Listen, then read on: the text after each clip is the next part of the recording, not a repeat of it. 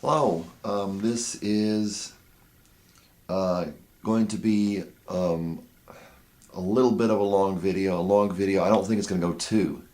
So I'll try to make this to the point, although it might take a little while. And there are Christians and atheists and whomever they may be that, this will provide fodder for them because it looks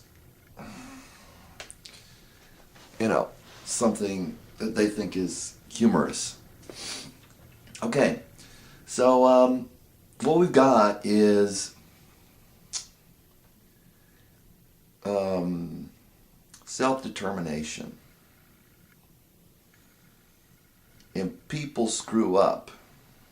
So, I want to tell you my choice, and then you can tell me your choice. You can see what your choice is. Or you can decide that there is no choice, which is and also another choice. Okay, so what you've got is, my choice is this. You've got, and, as I said, I'm just going to provide fodder for people to make fun of me. The usual suspects, of course, Christians, atheists,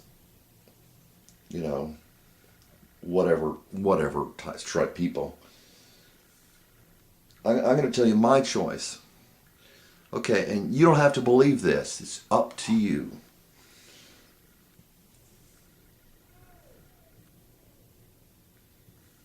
So, this is me, and this is God, who has authority over me, which is one of the reasons people hate God.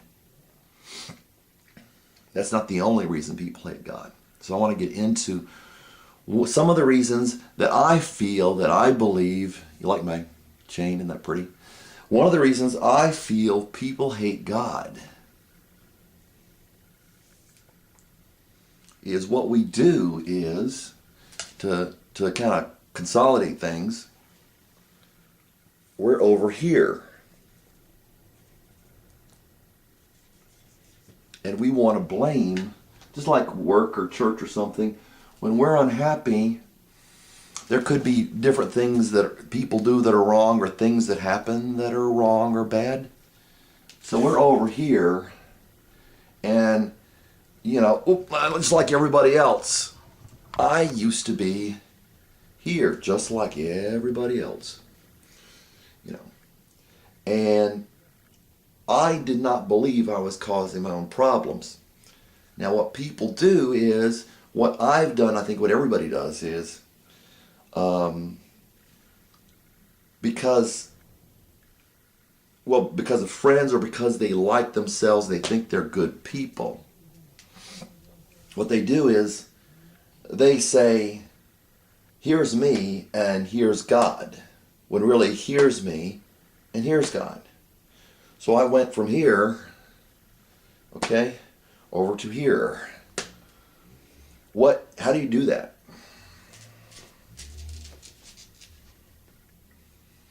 And once again, there's Romans 1, which is for people who are interested in Christianity. It's not for, not for anything else. Romans 1 is specifically for people who want to study that. It's specifically directed at religious people. It's written to religious people. It's directed at religious people. It's not directed at the world. So please try to be polite if you're a Christian.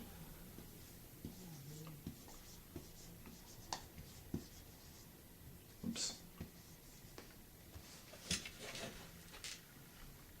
Knowledge.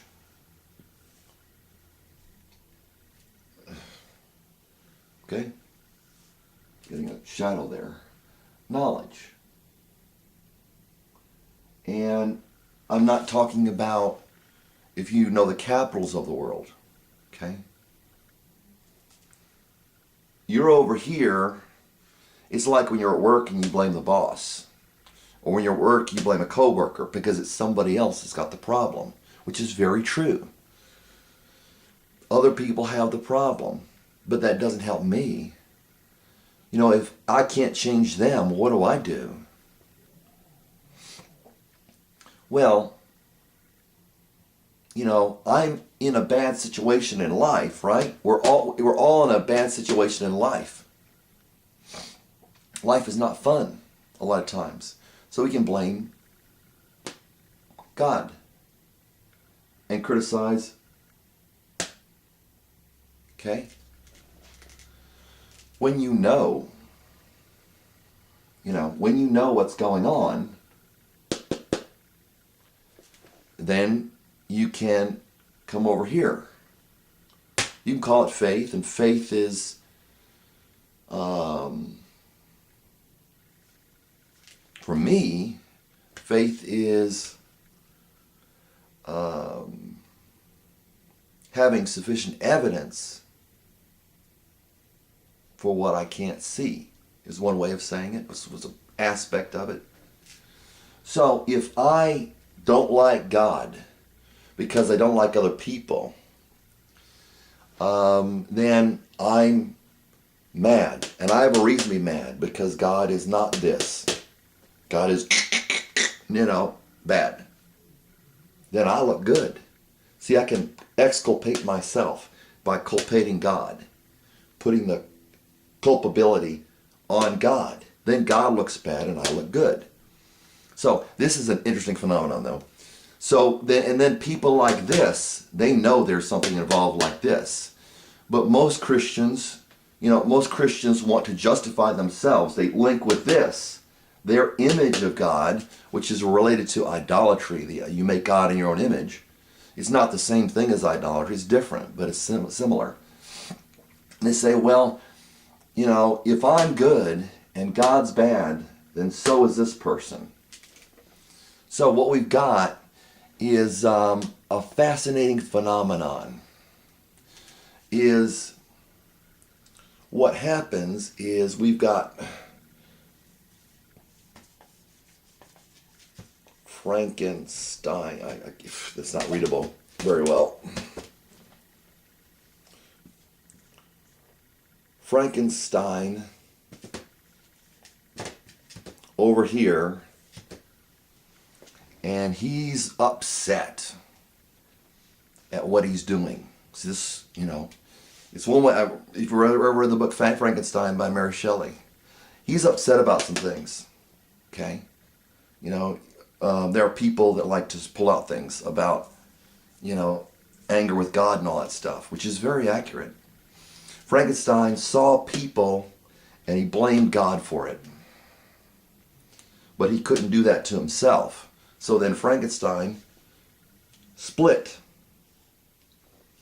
And he made the monster. See? So what we've got over here is Frankenstein. He's a good guy with a frown, over the ripply little face there. And we've got the monster over here.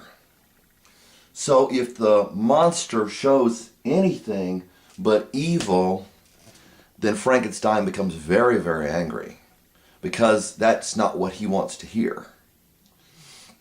So if we take this and analogize it to, to a lot of people, but to pretty much anybody, I think Christianity would put us all in that category, at least at one point in our lives. The Christian, and it could be somebody else, the Christian is like this. On YouTube, it's basically all you got. The only type of Christian you got is over here. So then this, God becomes evil, but it's schizophrenic. It's a schizophrenic behavior. It's a dissociative behavior, I'll say.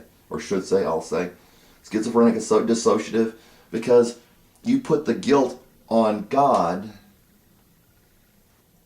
and then claim he's good, You put the guilt on God, then claim he's good. So what you do is you change the rules. Where people call it, say, Pharisaical.